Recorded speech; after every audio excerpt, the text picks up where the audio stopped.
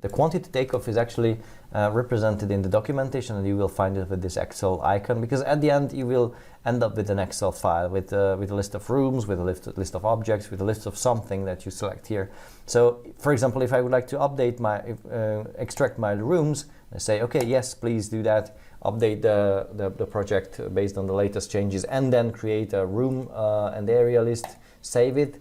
Then the software creates that, and it automatically opens the room list in an Excel file, first with the summary, there are the rooms and the calculations, and then comes the calculation method, how it was calculated, and then the combined list, and again the details from the ground floor and from the first floor. So you will end up with a very detailed list of how it was calculated. This could be a basis of further calculation as well. A couple of minutes ago, actually, when we defined the boundaries of the rooms, that's where these data is retrieved from. So that's how it gets into the calculations. Otherwise, the software is not able to tell you exactly how big the rooms are unless you define that this particular segment is a room. Yes, and also you can extract information of building parts, for example, interior parts, styling, building parts themselves, like walls, roofs, and things like that. Now, if I quickly create something like this as well, it will be something like a consignation Excel file with a bunch of pages that are here at the bottom, and also sometimes small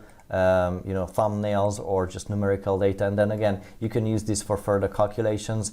And I think this is again a part where it comes interesting, that what sort of wall we are talking about when the ID is 9 or 98 how or do you 112. track it back to that particular element? Yes, actually these are the IDs, the identification markers of these items. So if I would like to find what is wall 112, I can go to the selection menu and then go to it's called the by properties, and then here I can find ID, and then I just need to type 112 and go OK, and the software will select it. It tells you where it is. It jumps to the floor where it's located, and it selects and it's highlighted. Yeah. So it makes it easier to prove your point, to simply find